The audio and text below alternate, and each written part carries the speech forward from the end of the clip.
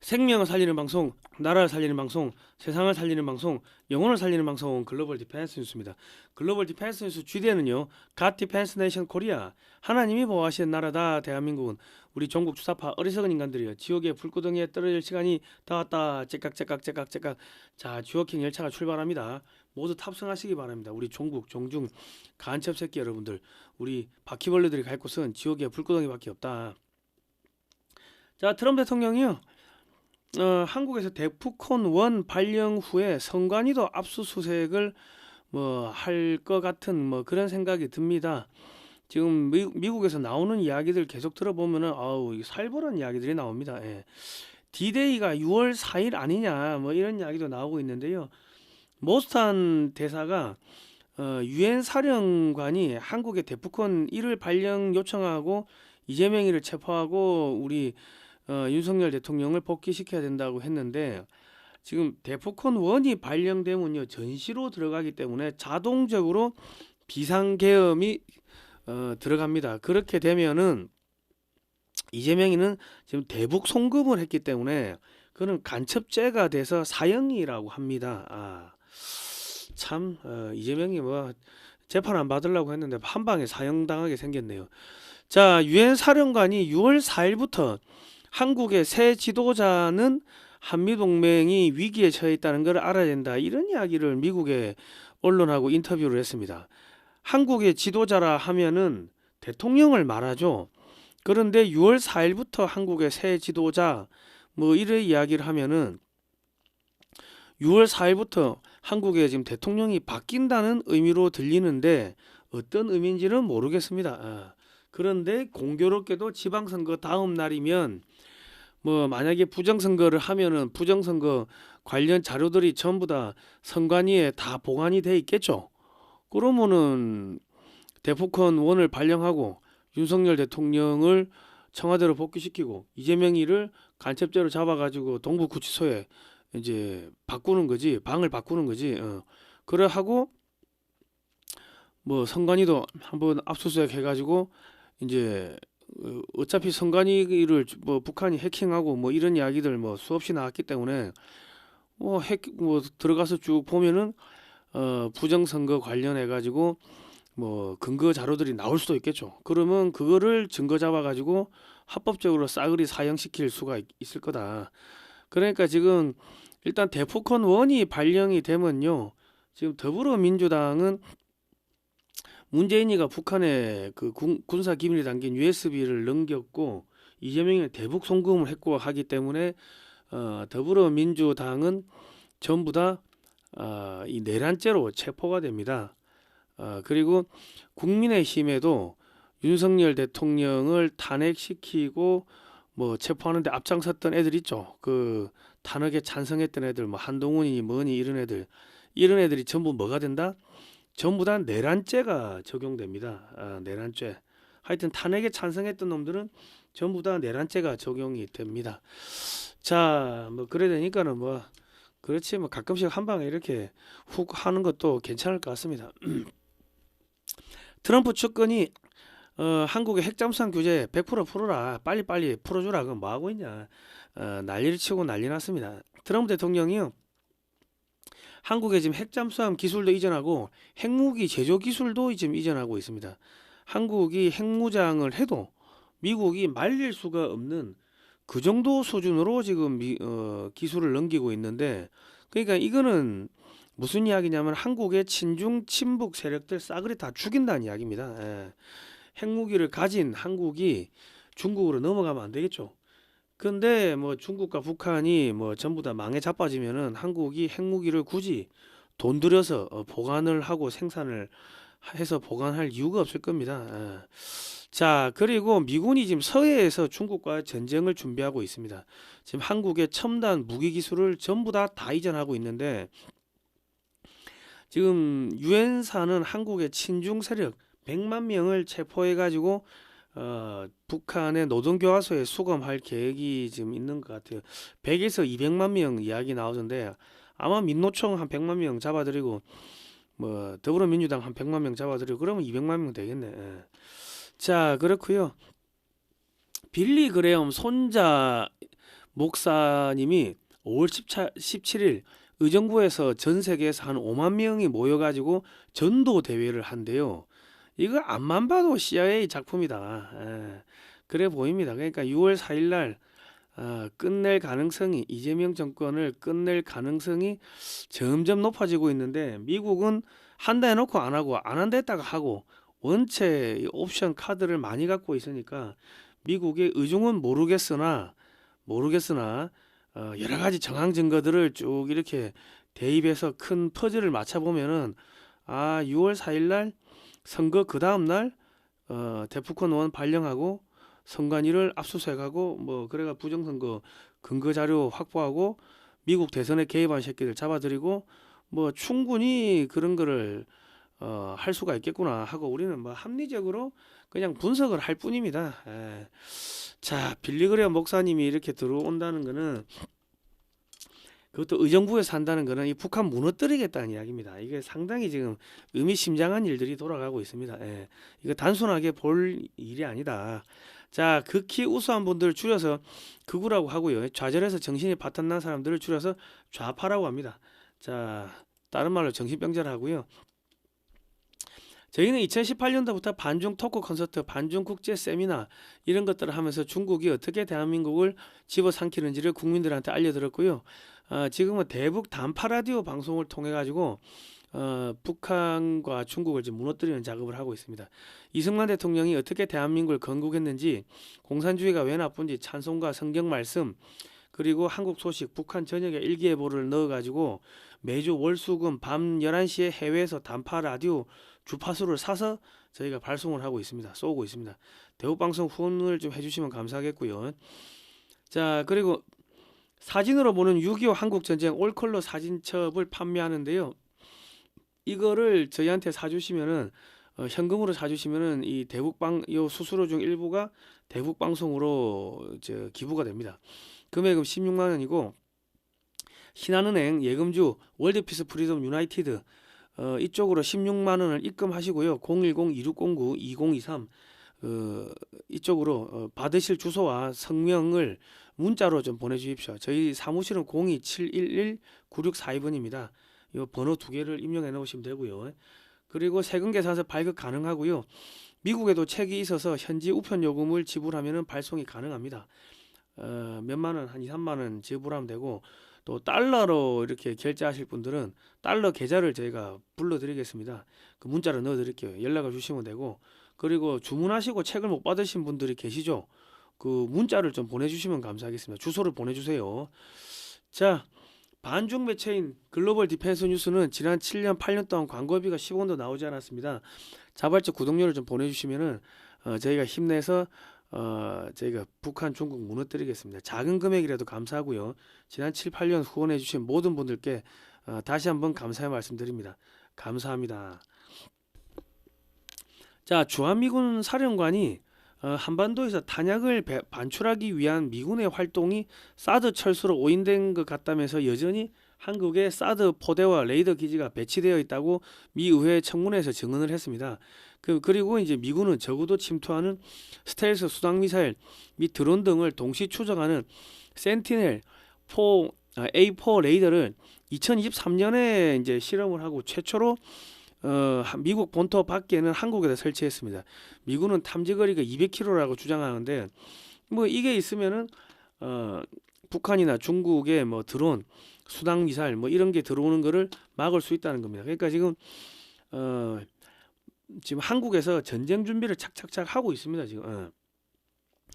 자, 그리고 미국의 한인 매체 NMP 뉴스에 따르면 바트 마르코이스 전 미 에너지부 국제 담당 부차관보는 이재명과 민주당이 한국에서 언론 탄압, 교회 탄압, 친중 친북 정책 등을 하고 있는데 이재명이 자유와 민주주의 편에 서 있다면 윤석열 전 대통령을 석방함으로써 보여줄 수 있을 거다. 뭐 이런 이야기를 했습니다. 미국이 본격적으로 윤석열 대통령 복귀를 위해서 지금 나서고 있고요. 미국은 반미 감정이 생길까봐 한국을 대할 때는 철저하게 민간인 신분의 전직 고위 관료들을 한마디씩 하라고 속된 말로 원고를 써주는 거죠. 써주고 이거 읽으세요. 그 카메라 앞에서 이제 그래 가는 겁니다.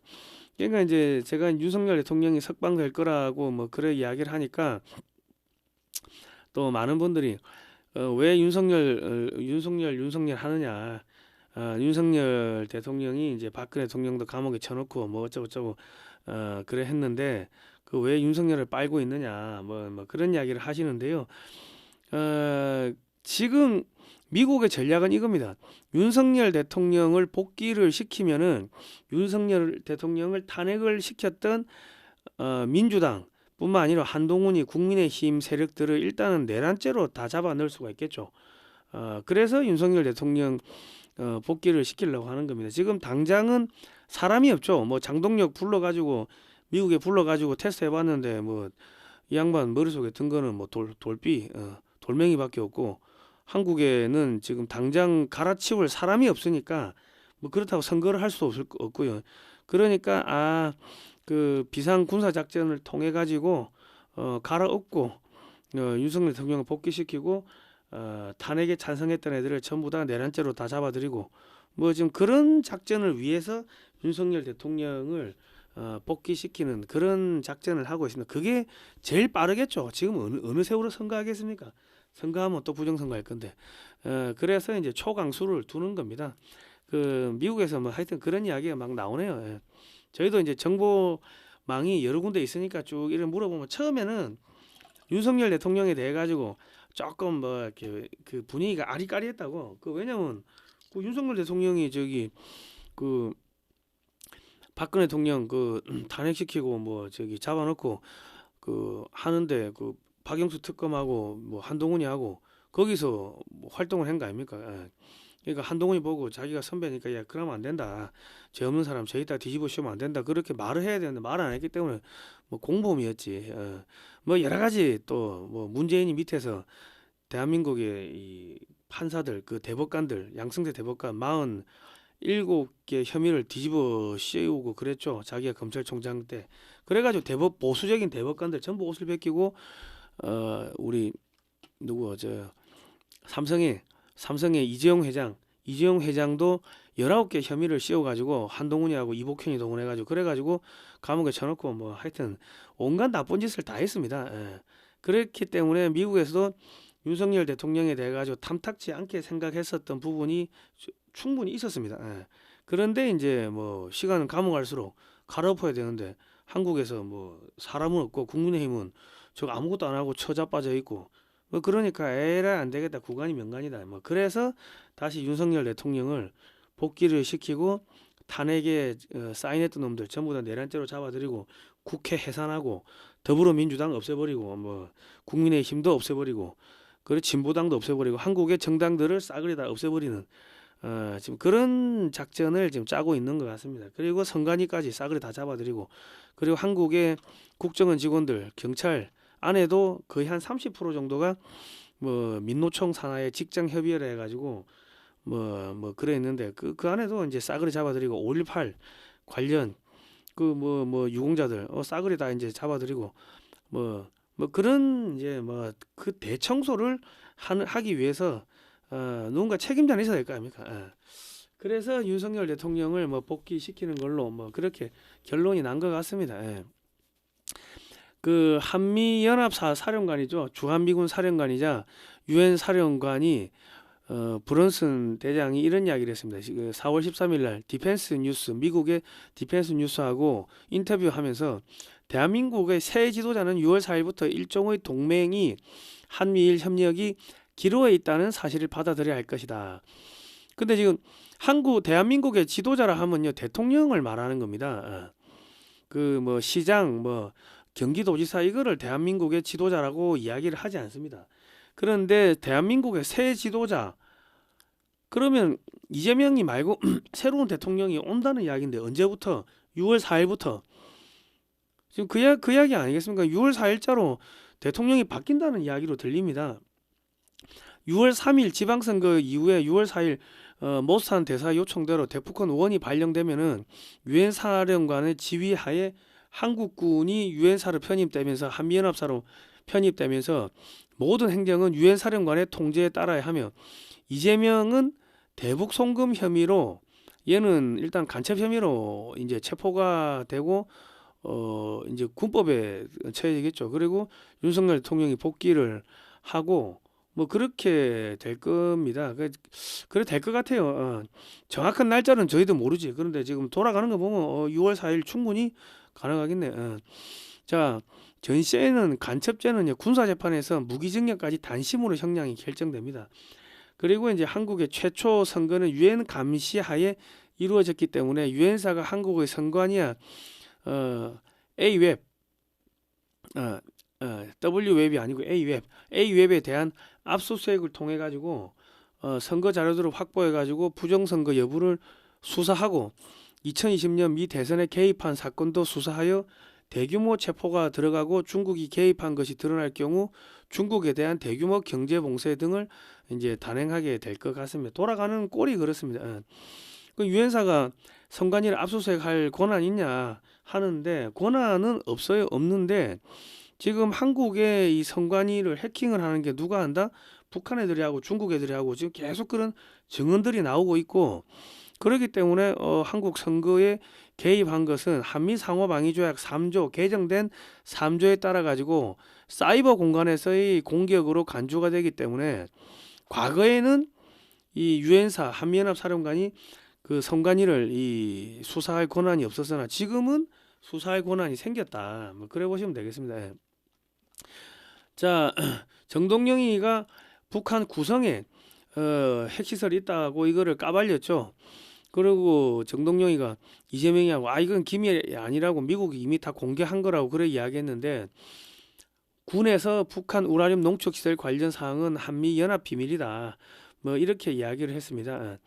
종합적으로 보면은 미국은 한국에서 전시를 선포하고 한미연합사가 한국군을 통제하기 위해서 절차를 착실하게 밟고 있다는 느낌을 지울 수가 없습니다. 전시 선포를 위한 요식 행위를 하고 있는 것 같다는 생각이 듭니다. 그 정동영이 북한 구성 핵시설 발언과 관련하여 국방부 직속 국방정보본부는 국회에 제출한 서면 보고를 통해 한미연합 비밀이며 지역명도 밝혀서는 안 된다고 밝혔습니다. 그러니까 정동영이하고 이재명이가 군사기밀을 유출했다. 지금 그렇게 딱 들이받아 버린 겁니다. 국방정보본부는 이 카운터 파트너가 누구냐면 미국의 국방정보국입니다. 그러니까 미국의 전쟁부의 통제를 받는 기관인데 여기서 이재명이 하고 정동영이 뒤통수를 싸대기를 후려 갈겨버린 것 같으면은 미국에서 저 너 한마디 해라 우리 뒤를 봐줄게 뭐 그렇게 이야기한 게 아니겠습니까? 그 미국은 이재명과 정동영 민주당 의원들을 한 번에 체포하기 위해서 거대한 그물망을 치고 있다는 느낌을 지울 수가 없다. 그 시기는 언제인지 모르겠지만 지방선거 다음 날인 6월 4일이 현재로서는 가장 유력하게 보입니다. 6월 4일 날 덮치면은 뭐 부정선거의 자료들이 수북하게 쌓여 있겠죠. 그 일단은 어디 버리지도 못할 거 아닙니까? 일단 선관위 사무실로 들어가야 되니까. 자, 1900 그리고 지금 5월 17일 날 경기도 의정부 종합운동장에서 한 5만 명 정도 전 세계에서 모여가지고 빌리 그레함 목사 손자인 윌 그레함 목사의 강의로 이 전도 대회가 열립니다.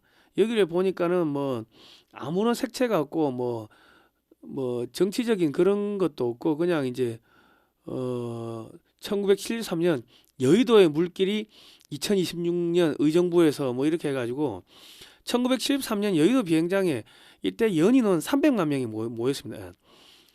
그래가지고 이때도 엄청나게 기독교 신자들이 많이 생기고 했는데 의정부에서 이거를 지금 한다는 거는 북한 무너뜨리겠다는 거죠. 그러니까 제가 볼 때는 이거 미국의 CIA의 공작 냄새가 난다 하는 생각이 쭉 듭니다.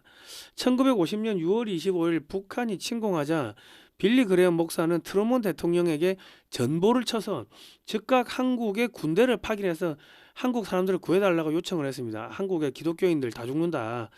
뭐 그랬는데 부인 루스벨 그레리엄 여사가 일제시대에 평양 외국인 학교를 다녀가지고 한국에 대한 애착이 많고 한국 사정이 밝았습니다. 그러니까 그 사모님이 아이고 여보 한국에 전쟁 났대.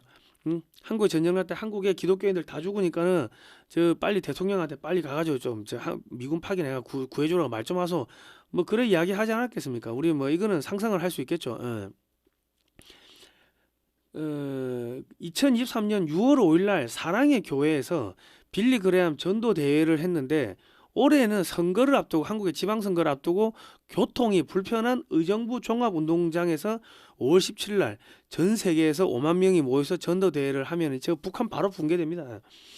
이게 바로 북한 붕괴시키는 작업을 하는데 과거에도 빌리 그레함 목사님 이렇게 와서 이렇게 연설하는 거 보면은 뭐 요즘에 뭐 정보 해제된 것들 보면은 뒤에 미국의 CIA가 다 있었다. 뭐 종교를 이용해 가지고 공산주의를 막아내는 뭐 그런 공작을 했었다 하는데 지금 제가 볼 때는 뭐 그냥 전도대회 할 것 같으면은 뭐 상암동 경기장 빌리든지 뭐 그러면 뭐 한 8만 명 들어가는데 교통이 불편한 의정부에서 한다는 거는 이거는 단순한 전도대회가 아니고 미국의 정보기관의 그런 스케줄에 들어 있는 전도대회로 보이고 북한 무너뜨리는 작업을 하는데 와 기도해서 무너졌다 뭐 그래야 되겠죠. 그리고 이제 여기 전도대회를 하면은 어떻게 된다? 한국에서 북한 구원을 위해서 기도하지 않는 교회는 전부 가짜 교회가 되는 거고 북한 교회를 위해서 기도하지 않는 목사들은 전부 가짜 목사가 되는 거죠. 그렇게 가는 것 같습니다. 예. 자, 그리고 그 우리 모산 대사하고 고든창 변호사가 그 뭐 지금 CBS 라디오에 나와가지고 한국 대해서 좀 이야기를 했는데 이 사회자가 모산을 전직 국제 형사사법 대사라고 소개를 했습니다. 예. 트럼프 대통령 일기 때 했죠. 미국의 형사사법 대사는요 전 세계에서 발생하는 제노사이드 전쟁 범죄, 반인륜 범죄 등에 대해서 국제적인 책임을 추궁하고 대처하는 미국의 핵심 외교관에 위치해 있습니다. 미 국무부 산하 국제형사사법국의 수장이며 대량 학살 등 심각한 국제 범죄에 대해서 책임자들을 처벌하기 위한 국제사회의 노력에 미국이 어떻게 대응할지를 자문하고 관련 외교 정책을 수립 및 집행하는 그런 사람입니다. 주로 국제법, 인권 혹은 특정 지역의 분쟁 및 범죄의 전문성이 있는 법학 교수나 전문가가 지명되는데 트럼프 2기 때 모스탄 대사가 민간인 신분으로 한국의 부정선거를 조사하러 입국을 했는데 지금 이 부정선거가 지금 국제적인 범죄입니다. 그러니까 지금 형사사법 대사가 암행어사로 온 거예요. 존 밀스 누구야 이제 모스탄 대사가 이 같이 온 존 밀스 대령은요 미 국무부 사이버 안보 차관보로 지금 가서 근무를 하고 있습니다.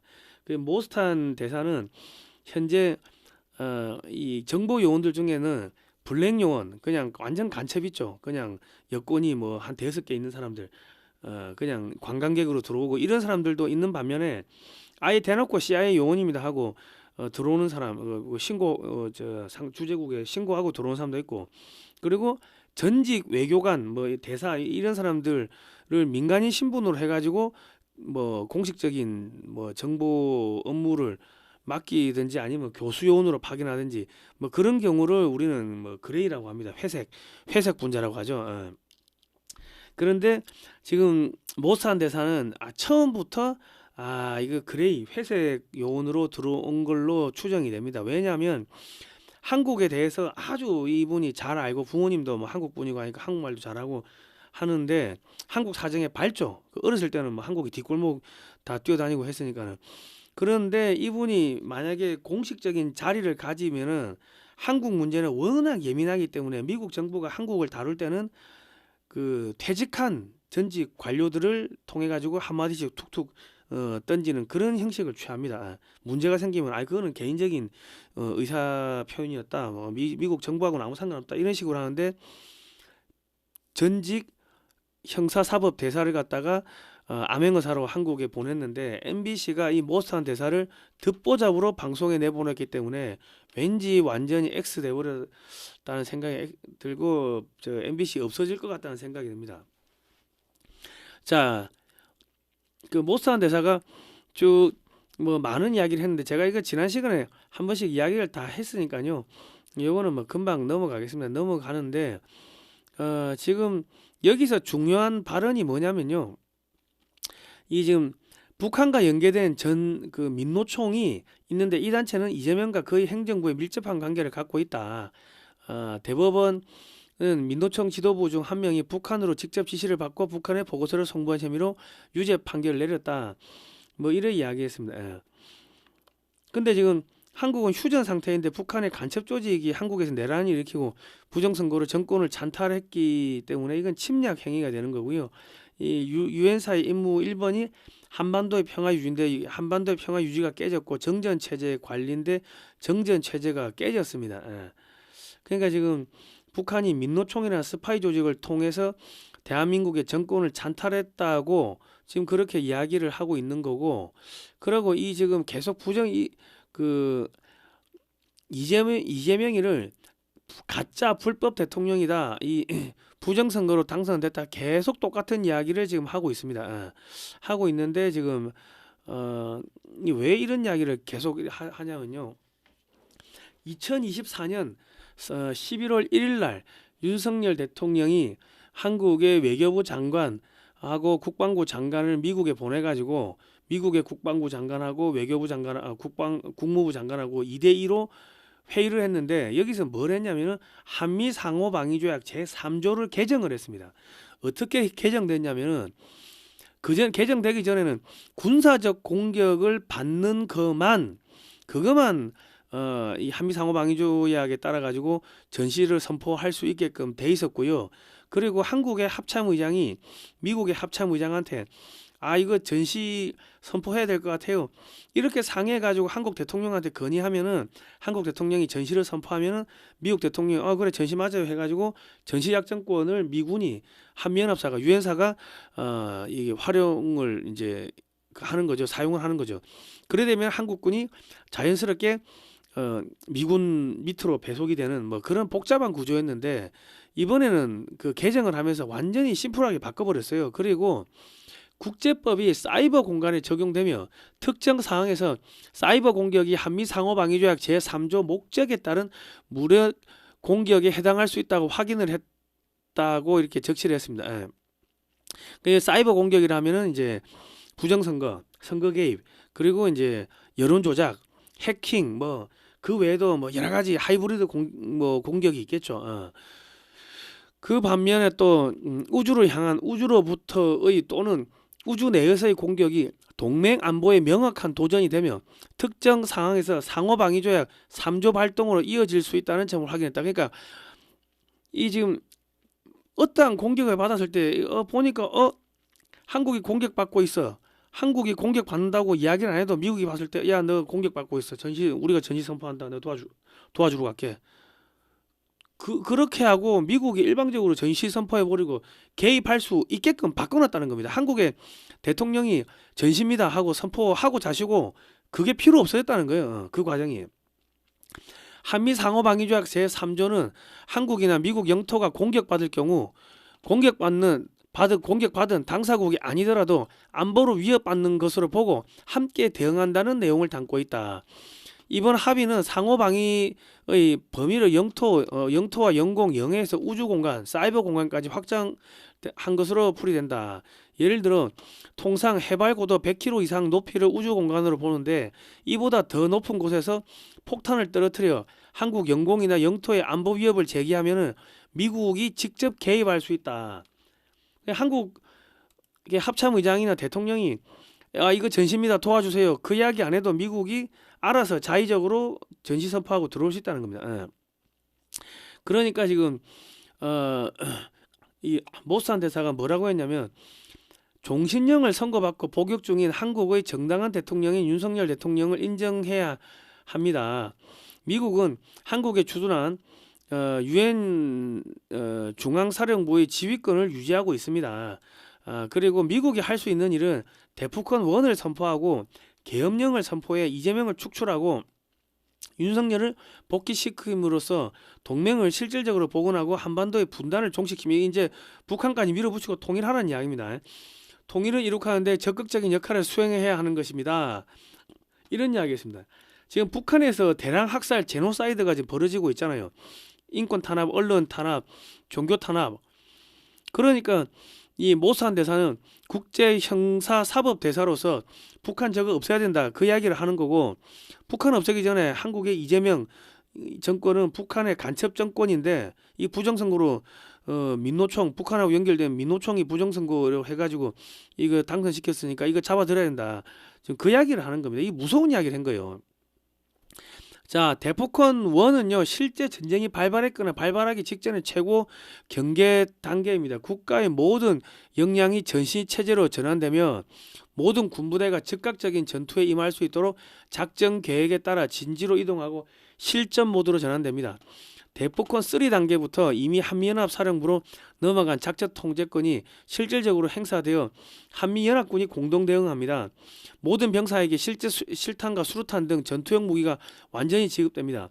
국가 총동원령 선포, 대통령의 명령에 따라 인적 물적 자원을 동원하는 국가 총동원령이 내려집니다. 예비군 및 민방위 소집, 동원 예비군 만 40세 미만 남성은 즉시 지정된 부대로 직결해야 하며 민방위 대원들도 전시 임무에 투입이 됩니다.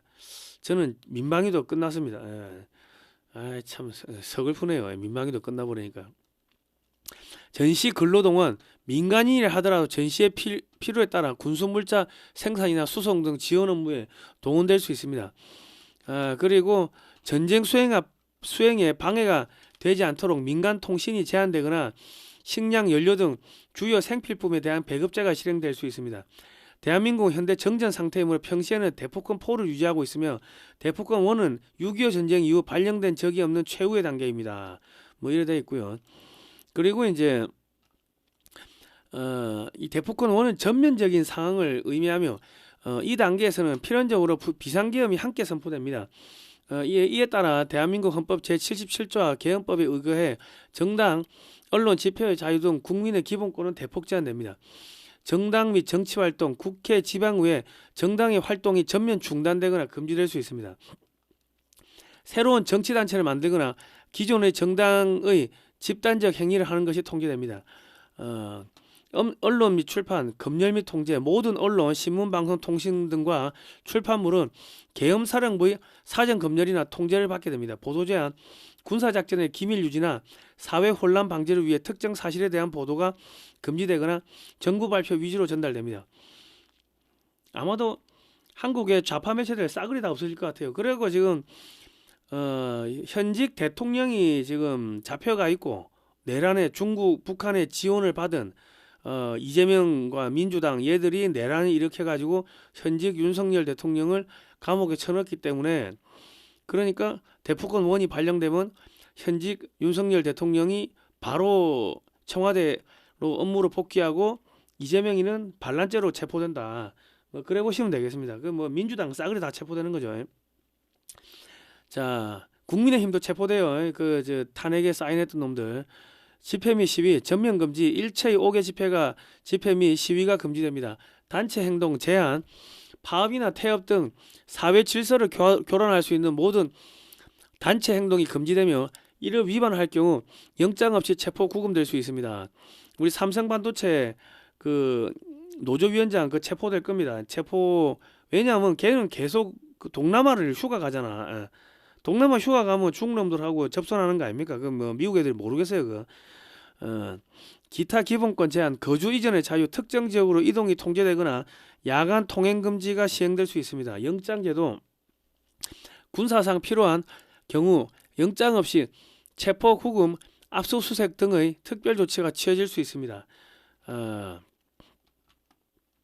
이러한 조치는 전쟁이라는 특수한 상황에서 국가의 존립을 지키고 군사작전을 원활히 수행하기 위해 초헌법적 비상조치입니다. 뭐 좀 이렇고요. 대포권 1이 발령되는 전면전 상황에서 간첩죄는 평시보다 훨씬 엄중하게 처리됩니다. 특히 실질적인 전쟁 상태에서는 군형법과 비상계엄에 따른 절차가 적용되어 처벌 수위와 재판 방식이 크게 달라집니다. 처벌 수위 최고 사형, 전시에는 간첩 행위가 국가의 존립과 직결되기 때문에 법정형이 매우 높습니다. 형법 및 군형법, 적국 등을 북한 등을 위하여 간첩 행위를 하거나 군사 기밀을 누설한 자는 사형 무기 또는 7년 이상의 징역에 처합니다.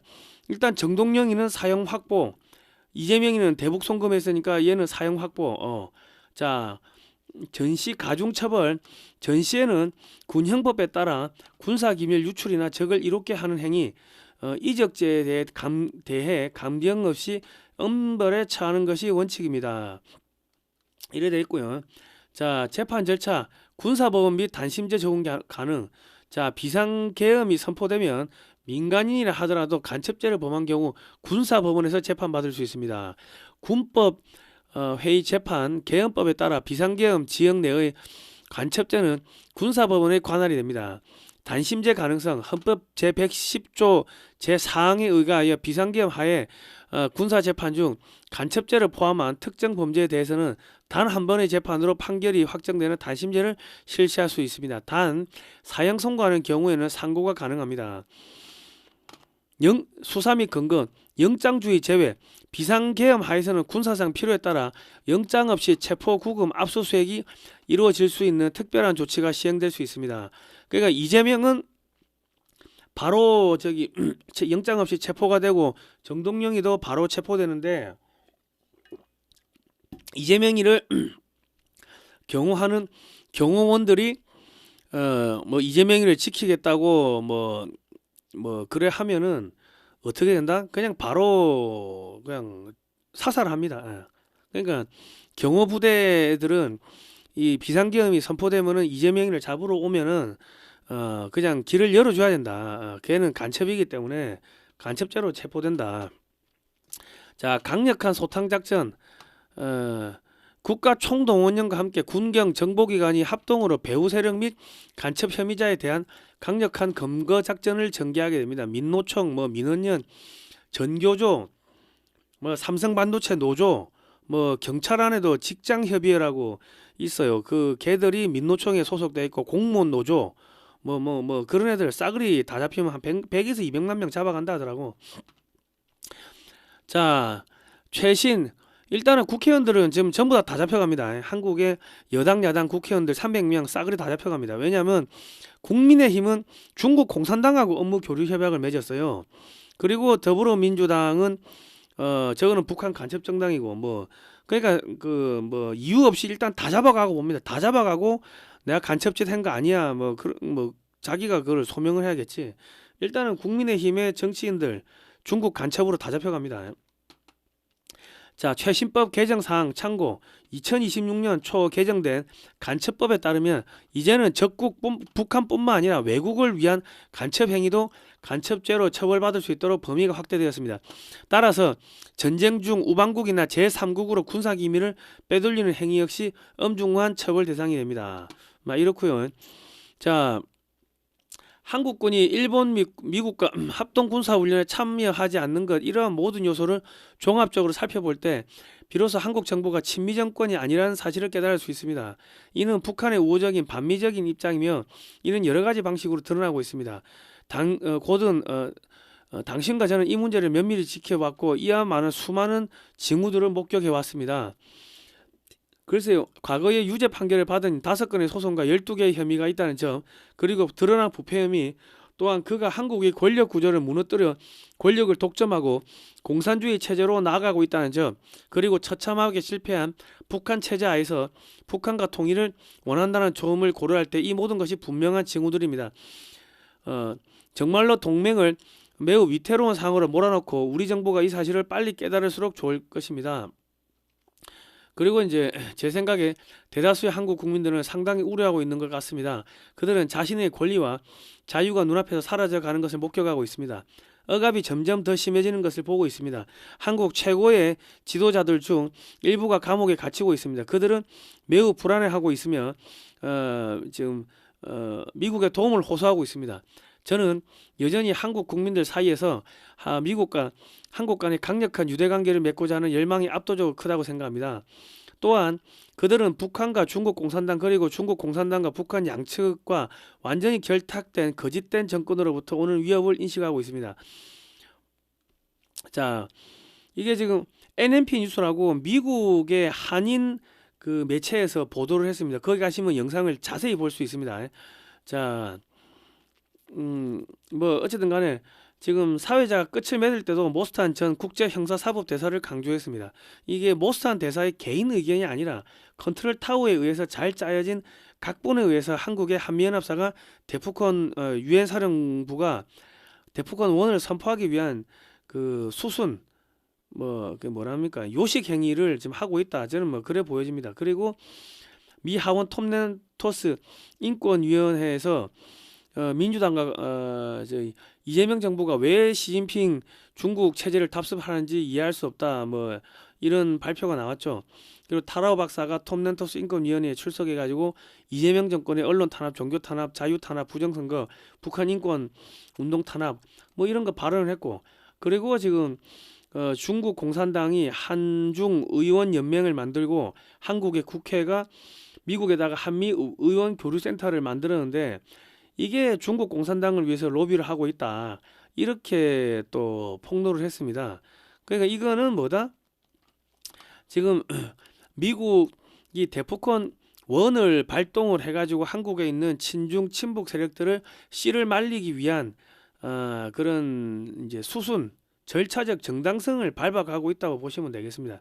그리고 지금 한국 정부에서 이란의 테러 단체한테 50만 달러를 보냈습니다. 유엔을 통해서 50만 달러를 보냈는데 자국민 4만여 명을 학살한 이란 혁명 수비대에게 50만 달러의 인도적 지원을 보냈고, 한국의 국영방송 KBS를 동원해서 이란 국영방송의 입장을 그대로 내보내면서 미국을 비난하고 있습니다. 그러니까 KBS도 안에 들어가서 싸그리 잡아들이고, MBC 잡아들이고, 뭐 조중동, 경향, 한겨레 싸그리 아마 기자들 어마어마하게 민원연에 소속된 기자들 싸그리 다 간첩죄로 다 잡혀갈 것 같아요.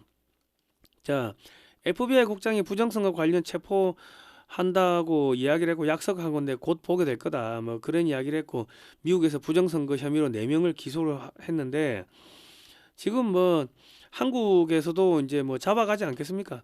6월 4일 날 진짜 우리 바람대로 6월 4일 날 대북권이 발동이 되면은 그러면 6월 3일 날 선거해 가지고 온갖 뭐 부정선거 자료들이 선관위에 다 들어갈 거 아닙니까? 일단은 그러면 딱 들어가 가지고 이제 전부 다 압수수색 하는 거지. 그래 가지고 야 이거 사전 투표 왜 빳빳한 용지가 나와?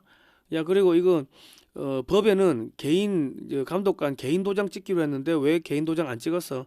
뭐 이래 되면은 싸그리 다 잡아가는 겁니다. 선관위 뭐 직원들 전부 다 사형당할 수가 있다. 아마 선관위 직원들 수십 명 수백 명 사형당하는 일이 올 겁니다. 그거는 지금 중국이 미국 선거에 개입했다고 트럼프 대통령이 그래 발표를 했는데 지금 한국에서도 똑같은 일이 벌어지면은 이거는 사형입니다. 그러니까 선관위 직원들 수십 명 수백 명이 사형당할 수가 있다.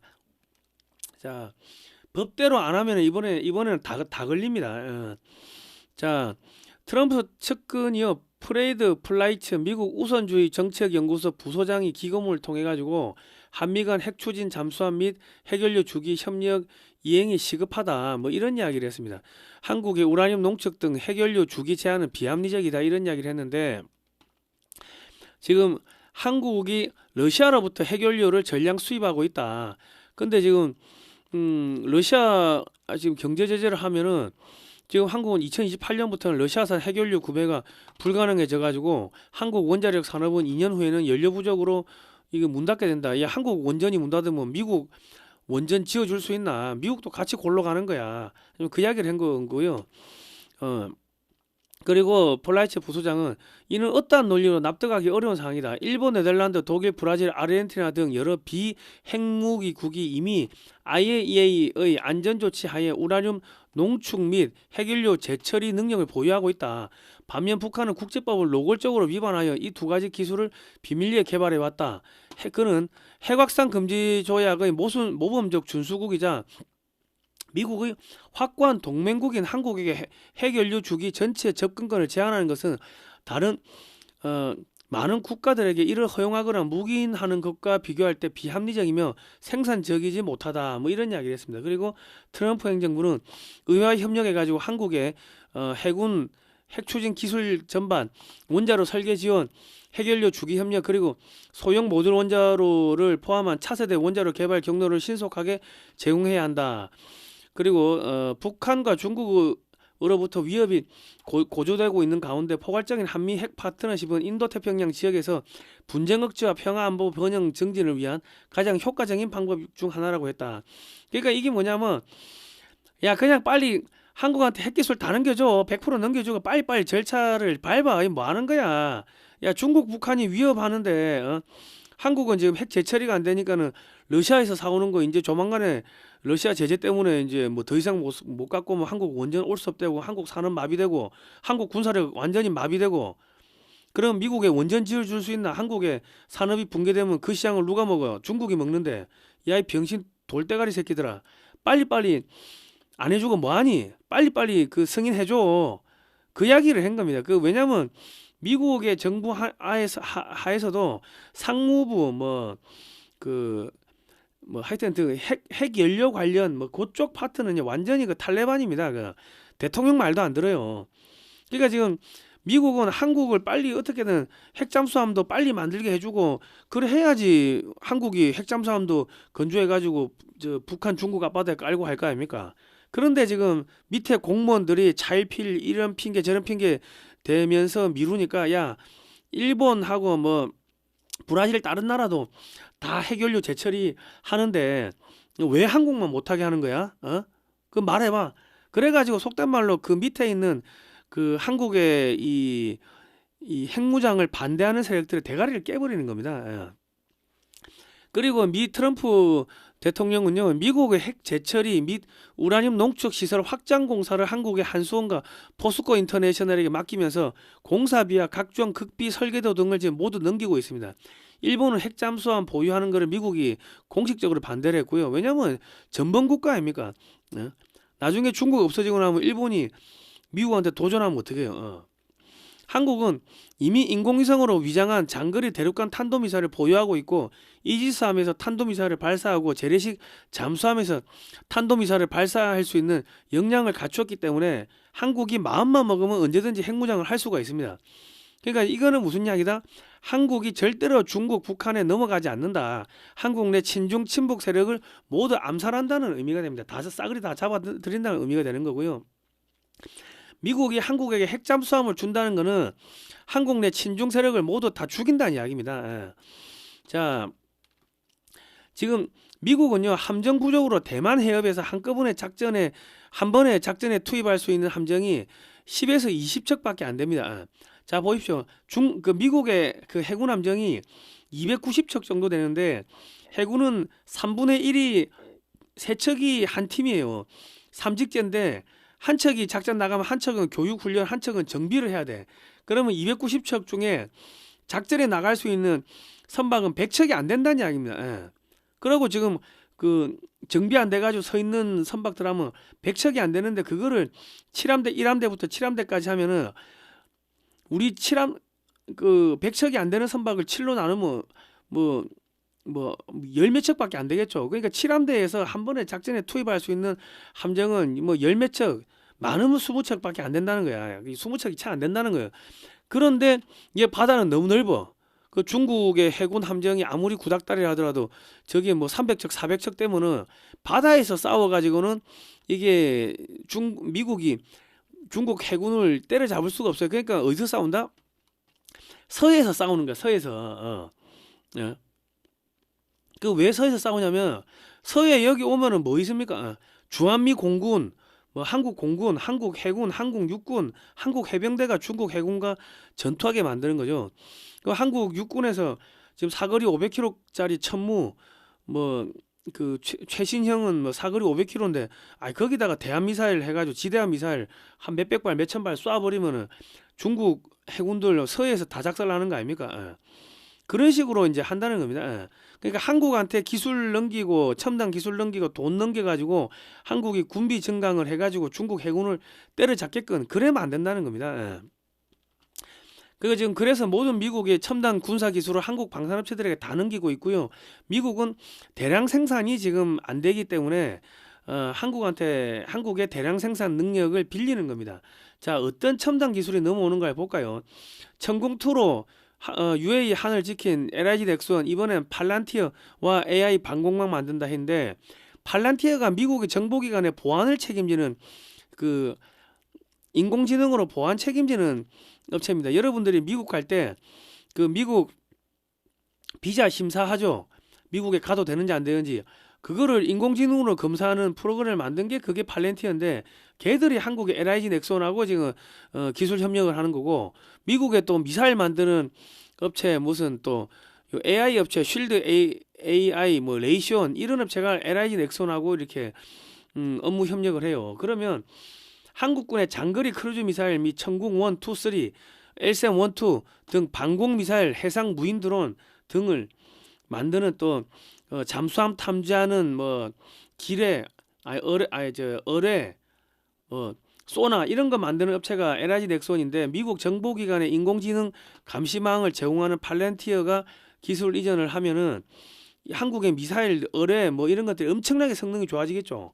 그리고 미국의 고고도 방공 미사일 SM3를 만드는 게 이 레이시온인데, 이 지상 500km에 있는 상공의 미사일을 인공위성을 요격하는 그런 미사일입니다. 그리고 이제 SM 램2 등 이런 미사일을 만드는 업체가 레이시온인데, 얘들이 한국한테 기술을 이전을 해요. 그러면 한국의 LIG 넥슨이 미사일에다가 무슨 짓을 하겠습니까? 뭔가 이상한 것 다 해가지고 애들이 갑자기 막 엄청 똑똑해지겠지.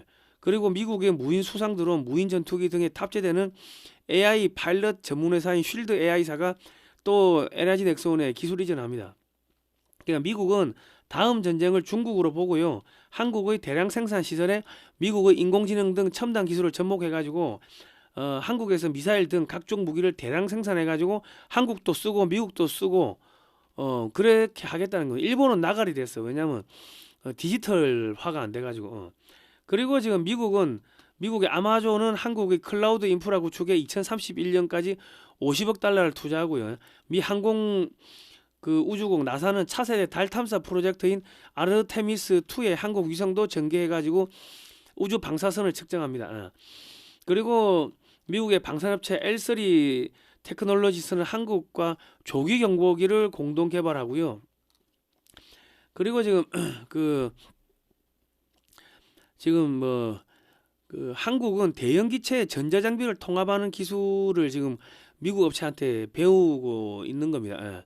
그리고 이제 전자전기 기술도 이거는 완전 전략 무기로 분류돼 가지고 동맹국에다 수출하지 않는데, 미국의 L3 해리스사하고 한국의 뭐 대한항공 LIG 넥슨이 전자전기를 독자 개발을 지금 하고 있습니다.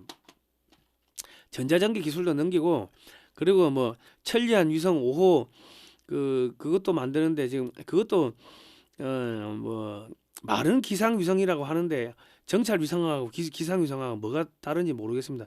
어쨌든 간에 지금 그 LIG 넥슨이 지금 정찰 위성을 만드는 그런 기술도 싸그리 다 받아온다. 자, 컨테이너선이 미사일 40발을 발사한다. 하나오션이요. 지금 미국 업체들하고 뭘 만드냐면은 평시에 컨테이너 선박처럼 위장해가지고 컨테이너를 배에다 싣고 다녀요. 근데 컨테이너 박스가 벌떡 일어나면서 열리면서 거기서 미사일이 나가는 거야. 그런 배를 지금 만든다는 거예요, 지금.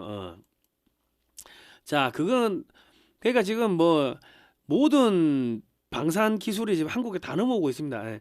그리고 이제 한국군은 천궁2 20개 포대를 배치한다고 하는데, 한 개 포대에 약 32발씩 총 640발이 지금 전국에 배치되고 있습니다. 그리고 이제 2027년부터는 LSAM-1, 그리고 2028년부터는 이제 뭐 LSAM-2, LSAM-3는 뭐 2028년부터 2030년 초반까지 이제 뭐 개발될 건데, 2030년대 초반까지 한국 한반도 육상에만 미사일이 한 1000발 가까이가 깔리는 겁니다. 그리고 이 미사일들이 또 함정에 탑재되고 하면은 한국은 해상에 각종 미사일이 방공 미사일이 한 1000발 이상 깔리고 육상에 1000발 깔리고, 그러니까 중국과 북한이 미사일을 아무리 많이 쏴도 서해에서 다 걸리고, 그럼에도 불구하고 이 해상을 서해를 뚫고서 넘어온 거는 육상에서 다 걸린다. 그러니까 미사일이 한 2,000발 이상이 지금 한반도 주변을 에워싸고 있다고 보시면 되고요. 그리고 이제 강기토 대항급 세 척을 개량 완료를 했고, 이게 이제 3,900톤짜리인데 2032년부터 KDDX 6척 만재 배수량 9,000톤짜리로 교체가 됩니다. 그리고 세종대왕급 이지스함 3척도 2035년까지 이제 개량 사업에 들어가고 성능이 좋아지는 겁니다. 그리고 정조대왕급 이지스함 3척 지금 이제 작전에 투입하고 있고요. FFK 인천급 6척 이거는 연안방어, 대구급 8척 이건 대잠수함전, 충남급 6척 이거는 미니 이지스함으로 함대 방공, 배치포는 지금 이제 설계하고 있는데 조만간에 나와요. 그럼 이거는 함대 방공 플러스 성능이 2배가 좋아지고 무인 함정, 무인 잠수정을 컨트롤할 수가 있습니다. 총 26척이 배치가 되고 2032년에 사업이 완료가 됩니다. 2032년부터는 한국형 이지스함을 대량 건조하는 게 가능해지고요. 2030년대 후반부터는 가스터빈 엔진까지 국산화가 완료가 됩니다. 현재 한국군은 미사일부터 각종 센서, 레이더, 전자전 장비 등을 국산화시키면서 함정의 덩치를 조금씩 키우고 있고 국산 이지스함 건조 운영 노하우를 습득하고 있습니다. 2030년 후반부터는 엔진까지 100% 국산화한다. 자, 그리고 미국의 인공지능 업체 안드릴이 현대중공업과 AI 무인 군함을 미국에서 공동 생산하기로 했는데 뭐 한국에서도 또 생산하겠죠. 그러니까 지금 미국은 머리 쓰는 것만 되고 몸으로 때우는 것은 안 됩니다. 한국은 몸으로 쓰는 건 되는데 머리 쓰는 게 안 돼. 그러니까 바보 둘이 만나가지고 이제 미국의 머리, 한국의 손발 이게 딱 뭉치면은 뭐가 된다? 천재가 된다. 둘이 별도로 있으면은 바본데 붙어 있으면은 천재가 된다. 그래가지고 이제 대량 생산해가지고 미군도 쓰고 한국군도 쓰고 뭐 그래가는 거면 이제 미국하고 한국이 무기도 같이 나눠 쓰고 기술도 같이 나눠 쓰고 하면요 그냥 한 몸이 되는 겁니다. 그러니까 이제 어차피 중국 때려잡으려면 한국 서해에서 싸워야 하므로 한국 해군과 미 해군이 무인 함정, 무인 잠수정을 공동으로 대량 생산해가지고 한국에서 작전하고 한국에서 수리하는 시스템을 구축한다. 중국과의 전쟁 준비에 착수했다. 미국의 전략은 중국만 깨면 미국에 도전할 나라가 지구상에 없으며 러시아는 아랍에미리트가 원유를 증산해서 유가를 대폭 낮추면 경제가 폭망하겠죠. 그러면 이제 극동 러시아는 이제 분리 독립해가지고 한국에다 붙여버리고 동북 삼성 한국에 붙이고 이제 한국 내 친중 친북 세력 모두 암살 및 체포하는 그런 과정에 이제 들어가는 겁니다. 그리고 하나 에어로스페이스는 미국의 방산업체하고 손잡고 무인기 사업에 참여하고요. 지금 NIG도 뭐 NIG 넥슨도 미국의 최대 드론 업체 스카이디오 하고 드론을 공동 개발해가지고 미국에서 중국산 드론을 모두 퇴출시키고 전 세계 드론 시장에서 중국의 드론 업체를 죽이는 작업을 하고 있다. 중국의 무인 전투기 및 드론 생산 능력을 박살내는 작업을 하고 있습니다. 이렇게 되면은 한국의 무기가 해외로 수출되면은 뭐 미국이 이제 기술료 로얄티 받겠죠. 뭐 그래 가는 겁니다. 그리고 육군이 현대차에 들어가는 휴머노이드 로봇을 공동 연구하자고 요청을 했습니다. 이제 미국의 국방기업이 기술을 넘길 때 무기화하지 않겠다고 현대차에 약속을 받았기 때문에 무기화가 될지는 미지수이지만은 미국이 무기화하라고 풀어줄 수도 있겠죠. 뭐 지뢰밭을 정착하거나 건물 내부를 수색하거나 군수물류 창고에서 물건을 운반하거나 뭐 그럴 수도 있고요. 그리고 이제 국방과학연구소는 제주도 해상 특수바지선에서 고체 연료 로켓으로 저궤도 인공위성을 4월 22일에 발사할 예정이라고 발표를 했는데 그 뒤에 소식이 없습니다. 발사를 했는지 안 했는지 모르겠습니다. 중국 전역을 때리는 장거리 대륙간 탄도미사일 기술과 동일합니다. 탄도에 위성을 실으면 위성 발사체고 핵탄두를 실으면 핵미사일이다. 그러니까 지금 한국은 여차하면은 핵미사일을 만들 수 있는 뭐 그런 기술을 지금 다 갖고 있습니다. 미국이 뭐 막 넘기고 하는데 중국과 북한이 없어지면은 굳이 돈 들어가지고 저 수출도 못하는 저 핵무기를 만들 이유가 없겠죠. 그렇습니다. 그리고 이제 한국 해군은 이제 미군의 잠수함 잡는 킬러 MH-60R 시오크 12대를 이제 도입을 했고요. 올해부터 순차적으로 도입이 되고 또 하늘의 기뢰 사냥꾼 수리온에다가 길에 사냥하는 소해 헬기를 만들었습니다. 소해 헬기 만든 나라가 한국이 세 번째라고 합니다. 그 미국, 이탈리아, 한국. 그렇고 이제 한국 해군의 적 어뢰 및 적 잠수함을 탐지하는 소나 체계는 LIG 넥슨이 만들고 있는데 여기서 어뢰, 미사일, 소나 등을 만든다. 그리고 이제 한국은 지금 경어뢰, 청상어에 로켓을 달아서 수직 발사대에서 미사일처럼 발사되어 20km로 날아가서 수중에 떨어지는 홍상원 로켓 어뢰를 미국에 이어 세계 두 번째로 만들었는데 LIG 넥슨에다가 미국의 팔렌티어 뭐 인공지능 업체, 드론 업체, 미사일 업체, 위성 업체, 전자전기 업체가 기술을 이전하면은 이 어뢰가 엄청나게 성능이 좋아지겠죠. 그러니까 한국의 미사일 기술, 어뢰 기술, 뭐 수중 무인 드론, 무인 잠수정 기술이 엄청나게 기술이 좋아진다. 무인 잠수정 개발 완료 2030년 실전 배치. 국방과학연구소는 대잠 정찰용 무인 잠수정은 이걸 개발했대요. 최대 수심 300m에서 30일 동안 적 잠수함을 정찰하고요. 수중 및 수상 유무인 합동 작전이 가능하고 대잠수함 탐지 뭐 능동 소나 수동 소나를 탑재하고 수소 연료 전지를 탑재한답니다. 한국의 무인 수중 드론은 기술은 미국의 80% 수준이나 미국의 인공지능 업체들이 지금 대거 기술 이전을 하고 있다. 자, 그리고 물속에서 시속 800km로 지나가는 초공동 어뢰를 만들었대요. 근데 이거는 이제 뭐 800km까지 갈 필요는 없고 뭐 한 200~300km까지 속도를 줄이고 하면서 이제 정밀성을 정확도를 더 키우는데 이거를 무인 잠수정에 싣고 다니다가 한 발이나 두 발을 그냥 쏴버린다는 거지. 저것도 LIG 넥슨하고 하나가 만들고 있다.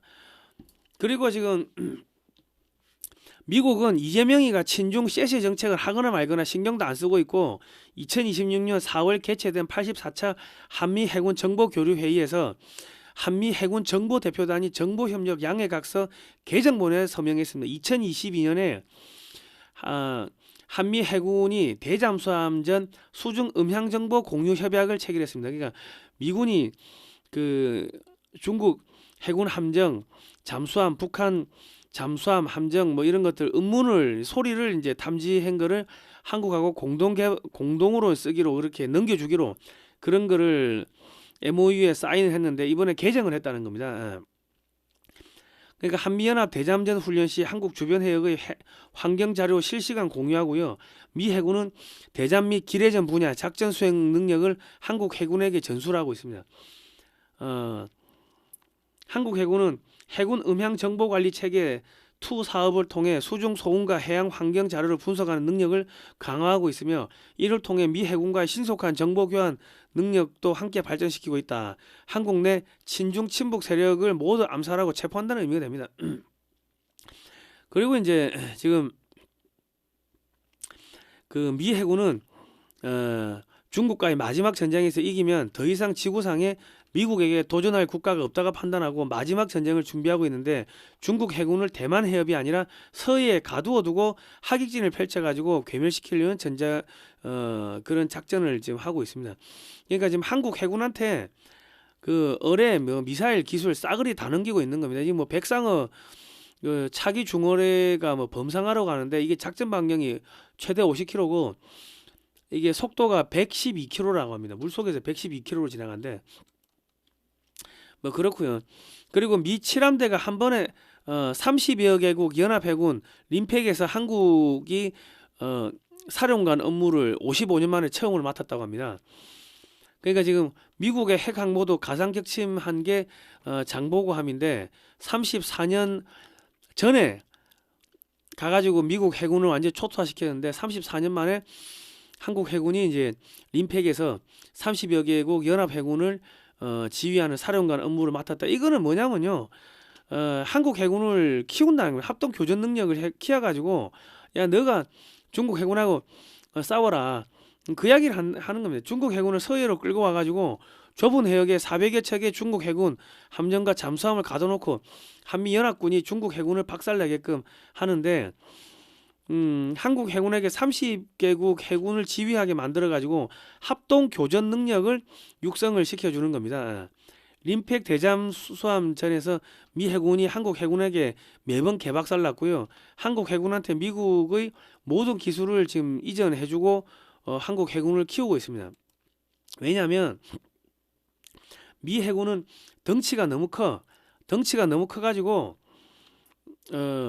싸울 수가 없어. 서해에서 작전하기 힘들어. 그러니까 한국한테, 그리고 서해 수심도 얕고 서해가 물이 어마어마하게 저기 막 이상하게 바뀌고 하니까는 한국 해군한테 이거 다 넘기는 거야.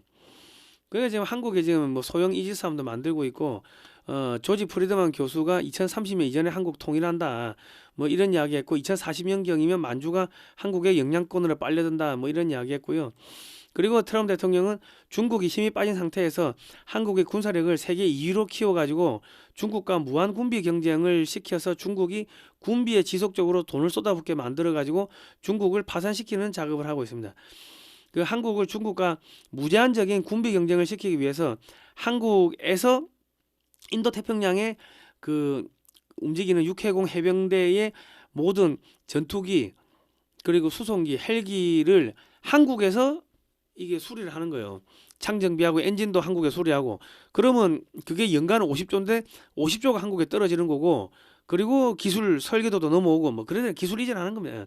그리고 연간 4천조 원치 한국산 원전을 구매하고 8,700조 원치 한국산 그 초고압 발전기를 또 구매하고, 또 1,600조 원치 미국 함정 건조 사업에 한국 업체들을 투입시키고, 그리고 미국 함정 그 수리하는 게 연간 20조인데 그거 한국 업체들한테 맡기고, 그래가지고 한국한테 1경 이상의 돈을 밀어주고 첨단 기술 밀어주고 뭐 그래가는 겁니다. 그 전 세계 무기 시장을 또 한국에 다 넘겨주고요. 그리고 미국 서부에서 이제 한반도, 몽골, 만주, 몽골, 중앙아시아, 카자흐스탄, 카스피해, 흑해, 지중해, 미국 동부까지 이어지는 거대한 바이블 벨트를 구축합니다. 한국 기업들이 들어가면은 자연스럽게 자유민주주의, 자유시장 경제, 뭐 이런 게 들어가겠죠. 그래가지고 새로운 무역 루트를 만드는데 여기를 고구려 연방을 부활시키고 한국한테 통제권을 준다.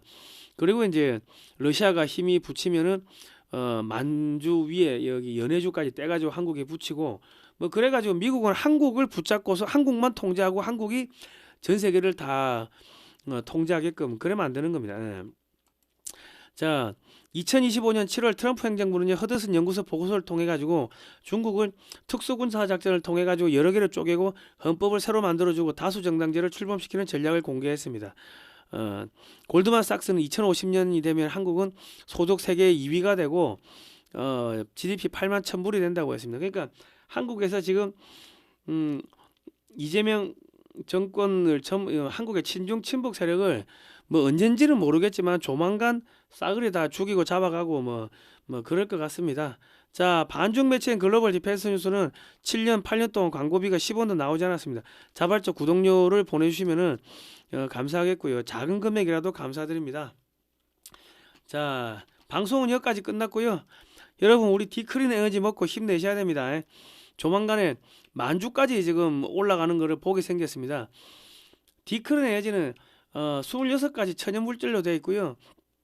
한약재를 달여가지고 저렇게 투명하게 증류를 시켰습니다. 예.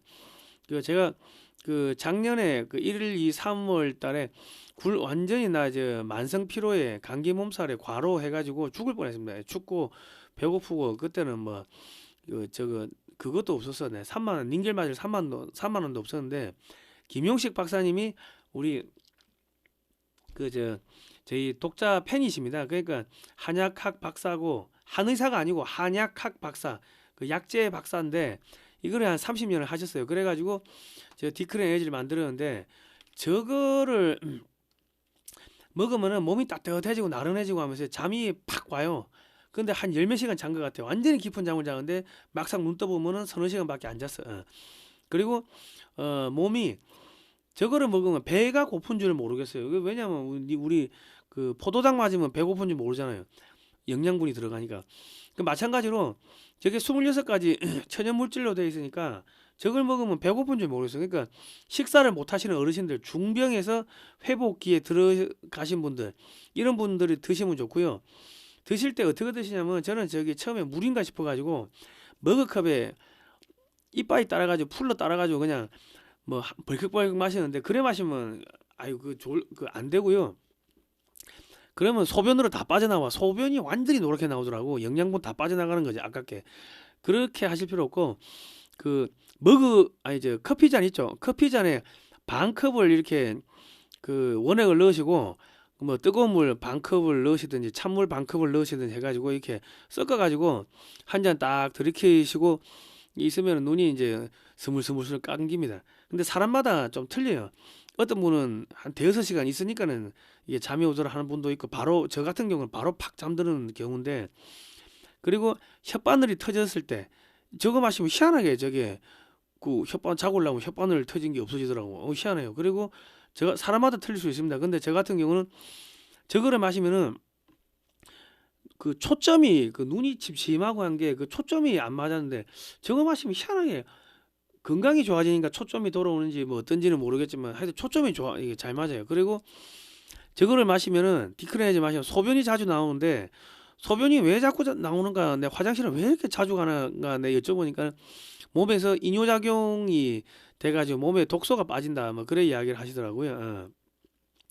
그 제가 저거를 마시기 전에는 그 책상에 1시간 이상도 앉아있기 힘들었습니다. 만성 피로 실어증 만사가 귀찮은 거야. 그리고 1시간을 걷지도 못해 1km 걷지도 못했어. 근데 저거를 먹고 힘이 나니까는 이제 모든 게 힘이 넘치죠. 힘이 넘치니까는 뭐 겨울에 추운지도 모르겠고 뭐 그러니까 이제 또 책상에 한 5시간 이상 뭐 10시간 이상 앉아 있어도 피곤한지 모르는 거죠. 예. 자, 디크른 에어전요. 1.2리터 한 병, 1.8리터 한 병도 팔고요. 1.2리터 1.2리터 네 병들이 한 박스, 1.8리터 네 병들이 한 박스도 이거 아이고 너무 가쁘다. 뭐 그래 팝니다. 아이고. 예. 05 632에 2358번이고요. 05 632에 2358번입니다. 요거 관련해 가지고 그 MD 저널에 실린 그 기사는 제가 댓글 하단에다가 걸어 놓겠습니다. 그거 한번 읽어 보시면 되는데 어쨌든 간에 1.8리터 네 병들이 한 박스가 77만 원인데 글로벌 디펜스 뉴스를 보고서 왔다고 꼭 말씀을 하시면은 대폭 할인을 해 주신대요. 그리고 그 5병짜리 그 이맑은 오향을 넣어 주시는데 그것도 3만 원인가 뭐 그렇습니다. 엄청 비싼 거를 글로벌 디펜스 뉴스 팬분들한테만 특별히 넣어 주시는 거죠. 딴 데 가서는 그 말씀하지 마시고 아무튼간에 여러분 이런 거 먹고 좀 힘 좀 내시기 바랍니다. 거의 이제 다 끝나가고 있습니다. 자, 오늘은 여기까지 하겠습니다. 다음 시간에 뵙도록 하겠습니다. 고생하셨습니다.